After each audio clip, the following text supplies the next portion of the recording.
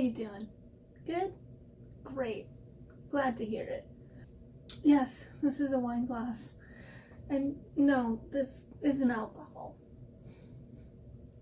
Don't worry about it. So, last week I was going to film a film review. However, I had some technical errors going on, so it didn't happen. However, before I filmed it, I did end up getting a nice little recording of my reaction to the trailer for the new Netflix original dating show. Here it is. Let's see what trailer Netflix is promoting. This retreat is one of the sexiest people in the world.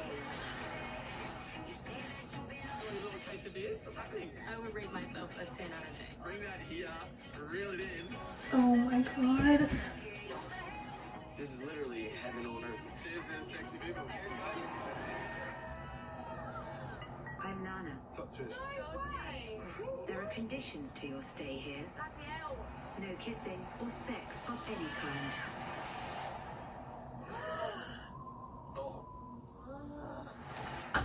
As if some robot is telling me I can't do anything.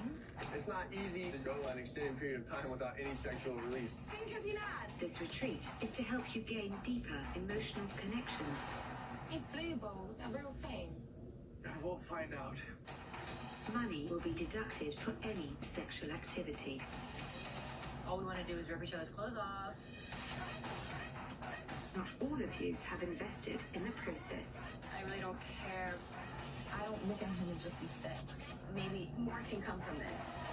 I don't want to break the rules. Oh my god. Sexual rehabilitation. Starting to look at the fish. Everyone's so horny. Whoa! We need to control ourselves. That cost me money. Time for growth. What kind of growth are you talking about, bro? All we've got to do is just keep our pants off.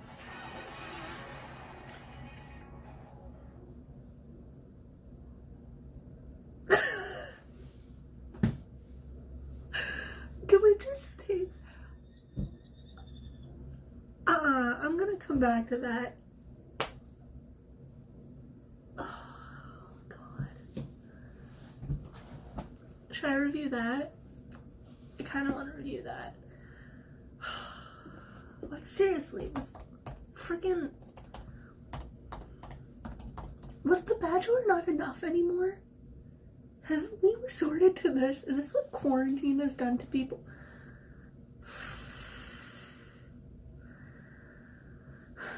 Okay, so yeah, oh god, I don't even know what to say to that. To be honest, I genuinely don't know what to say to that. I think my brain just kind of went on shutdown after the disaster that was Love is Blind. I thought that Netflix had learned their lesson about dating reality game show things. I don't know what to call them, but apparently not. So me and my curious little brain was like, you know what? I'm gonna watch it. I regretted that. I also thought that I would do a review about it, so when I started watching the first episode, I started taking notes. I have so many pages of notes, guys. So many, and very few of them are kind. So with that being said, let's talk about Too Hot to Handle. First of all, I'd like to come out and say that the very premise of this show is kind of stupid. And when I say kind of stupid, I mean trash. Basically, they get a group of 10 hot single serial swipers, as the show likes to call them, and they throw them all together in a luxurious tropical resort and tell them You guys have the chance to win $100,000 if you don't have sex for a month. I'm sorry, is this a challenge? Is this like actually a hard thing to do? Now, I don't know about you guys, but this doesn't seem that hard to me. Like, maybe I'm just not, you know, a sex addict. But like, 30 days. 30 days without sex? Seriously, I cannot be the only one who thinks this is ridiculous. So we're introduced to the 10 contestants, and each one is more shallow and more conceited than the next. I'm not exaggerating. I've got a light tattoo here. It's basically how I see myself. I think my personality is my best asset, but the eyes go to the boobs. But like, my face isn't too bad, I don't think, so. So I've hit everyone famous. I've DM'd like Kourtney Kardashian, Kendall. I hit her with the hello, my little butter chicken. But my success rate with celebrities is absolutely zero. With any other girl, it's an instant response. I do mostly like go for guys, but if a girl looks just like me, I'm so into that. I probably have sex every day. I'll wake up with whoever she is, and I'll just think, man, I can't wait to go out tonight and meet a different girl. I would rate myself a 10 out of 10. Got a nice butt. The first little couple that we see forming is Harry and Francesca.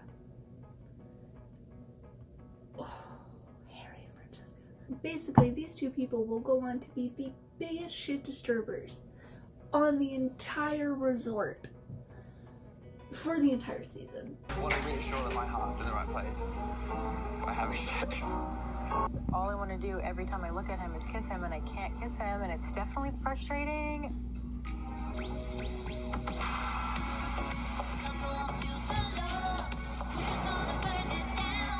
Also, I think we should have sex. It doesn't end. Like, it gets to a point where they break so many rules that they have a chance to win back all their money if they can go one night without touching each other. Other people that are important are Sharon and Rhonda, who I think is the cutest couple on TV since, well, I don't watch a lot of reality TV, so I can't really say that. But, you know, they're cute is what I'm getting at. Basically, they come into this show like everybody else. They're guarded. They don't like commitment. They're scared of it.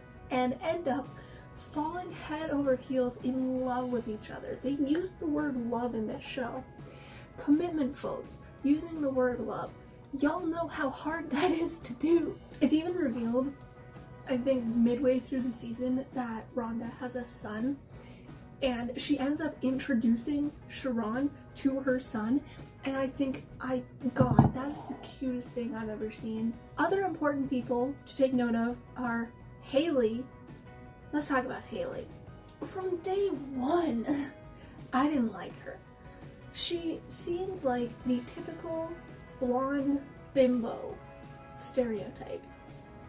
And that wasn't me making prejudgment, that was just me stating a fact.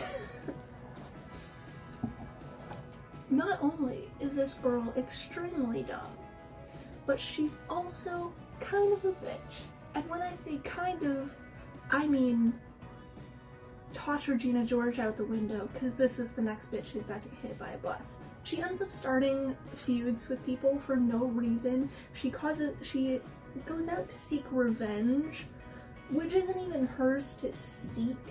She ends up being more of a shit disturber than Harry and Francesca, and ultimately this shit gets her kicked off the island. Sorry, but you've been voted off.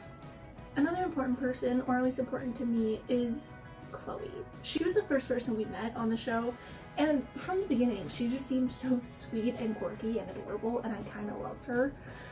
And she kept getting screwed over constantly on this show. Like, I felt so bad for her. She tried starting a thing with David, didn't work out. She tried starting a thing with Corey, who's also a douche. Needless to say, that didn't work out. Mainly because he, how do I put this? Cheated? I don't know if you can consider anything on this show cheating. Basically, Corey's a douche, Chloe kept getting screwed over, and in the end, she ultimately grew as a person and learned self-love. Yes, girl. Oh my god, I love her. If they bring this show back, can she be back on this season, please? On the next season, Chloe? Netflix, you hear me? Awesome. Speaking of Corey, he was a late arrival along with two other girls, Madison and Lydia. Now, Madison, I don't care about at all. I didn't get to know her, nor do I care, because she was kind of just there. Also, didn't really involve herself in the process. Kind of irrelevant, to be honest. But Lydia came in, I think, 2 or 3 episodes before the finale, made a connection with David, who I previously said had a connection with Chloe, and ended up very quickly becoming my favorite couple on the island. However, because it wasn't like a long time that she was there, like a long enough time, they ultimately didn't end up together, but they were really good friends. In the end, I keep switching my glass, and I'm gonna put that down. Their bond was just so much more special than like a love they found on a reality show. It was cute. You would be surprised how many things I dislike about this show. And when I say that, I mean solely because it's probably a lot lower than you think. There's actually very few things I dislike about this show, and a lot of them have to do with like the first couple episodes. Basically, in the first couple episodes, everyone was kind of just obnoxious, and I didn't like a single person on this show. They were just so unlikable, and oh my god, the way that the guys talked about the women was just so objectifying and gross, and I hated it. I hated all of it. Over time, I learned to like the people on the show. Like, they grew on me. They started to become human beings instead of just like, damn, gotta get that hot piece of ass. But like, they grew as humans, and that made me like them and the show more. So a lot of my dislikes just were situational, I guess, regarding the first couple episodes. Also, Haley. I said it before, I said it again, I hate Haley. She is a terrible person. I'm glad she got kicked off this show. Moving on to likes, there were a lot of things I really enjoyed about this show. I loved the narrator. She was so sassy, and I loved it so much. She was so hilarious. Every time she spoke, oh god, I laughed so hard. I also really liked the fact that the show was very aware of what it was. Like, if I look at Netflix history with these kind of shows, like Love is Blind, they took themselves way too seriously. This show doesn't do that. It's kind of just like, we're on a reality show, we're a bunch of hot single people fighting for money by not having sex. Like, it's very, very chilled and laid back. So I appreciate that it doesn't take itself too seriously and that it's very self-aware of what it is. Otherwise, I feel like this show would just go to like past Bachelor level of cringe. Like, ugh. Another thing I really, really liked about the show is that they did workshops throughout the time on the island, so it wasn't just a bunch of hot people laying around sunbathing in skimpy bikinis. They did workshops that helped improve them as people and their future relationships, which I love. I loved it, especially the ones where it was like all the guys and all the girls. With all the guys and their all-guy workshop, I cried. I will admit, I cried. Mainly because you just see all these super macho, manly men tear down their walls and get real with you for a second, and it's just so gratifying and emotional, especially if you're invested into these characters. Like, it's just made me cry, man. I also really liked the all-female workshop because that was just focused on female empowerment, and every single woman, minus Madison, came out of that workshop feeling empowered, and I loved that. And that workshop gave these women the power to push out the toxicity in their lives and strive for healthy relationships with not only other people but themselves. And it was just so awesome to see. I loved it. Also, the final workshop. The final workshop was basically everyone partnered up and wrote words that the other person has been called on their bodies. And then at the end of it, they own it and they conquer it and they wash it all off in the ocean, and it's just so symbolic and so metaphorical, and I love it, and it's adorable, and I cried and I got emotional, guys. I got emotional. I got too emotional too many times during.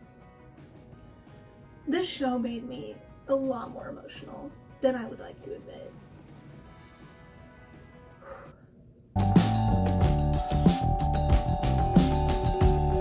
My final thoughts about this show is that I'm genuinely shocked at how well this experiment turned out. Like, it's very obvious to see that these people did have significant character and moral growth and personal growth from the time the show started to the time the show ended, and I'm very happy for everyone remaining in the finale, and I do think everyone deserved the prize money.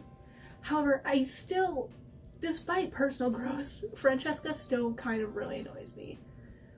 Like, I'm really mad that she's the only Canadian on that show. Like, really, that's who represents us. I also, after getting attached to these characters and like invested in their journey and their story, when they finally did reach that personal growth and get all these like huge life-changing, like, wow, mind-blowing moments in their lives, like, wow, I don't have to be a sex addict. Like, I have qualities that people can learn to love. Like, I can love. Like, I was just so proud of everyone watching. I was just so proud of everyone. And, like, I felt like I know them. I feel like I know these people. Moral of the story is I get too attached to not only just reality TV people, but also just fictional characters in a show. Holy crap. All in all, I hate myself for how much I love this show. I will say it's a very good show. And if I had to compare it to Love is Blind, holy crap, please watch this rather than Love is Blind. Love is Blind pissed me off from beginning to end. This show actually gave me some kind of faith in humanity. So if you're gonna watch one trashy dating show on Netflix, please watch this one. Either way, you're still watching trashy reality TV, so it's your funeral. Anyway, that is all I have for you guys today. Thank you guys so much for watching. Hope you guys enjoyed the video. If you did, make sure to give it a big thumbs up. Also, let me know down in the comments if you have watched this show or if you're going to watch this show. If you haven't and you want to, sorry, I kind of just spoiled the entire thing for you, but still worth a watch. I would still highly recommend.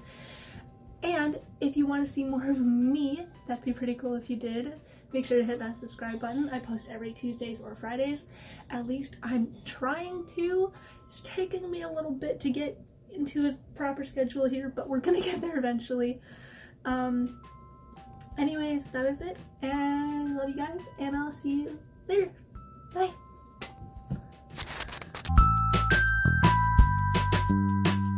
Cause I don't know about you guys, but I have never had that problem where I just don't know. I'm just gonna drink my orange juice in peace. I regret my words. Anyway, the show opens and we're introduced to the 10 characters. I say characters, but I mean contestants. Are they contestants? I don't even know what genre this show is. I don't know what to consider this. Is this a game show? Is this a competition? I don't... Oh my god, I'm getting emotional. way that the guys talked about the women, wow. Am I getting too gushy? I need to stop and move on. Anyway, that is it for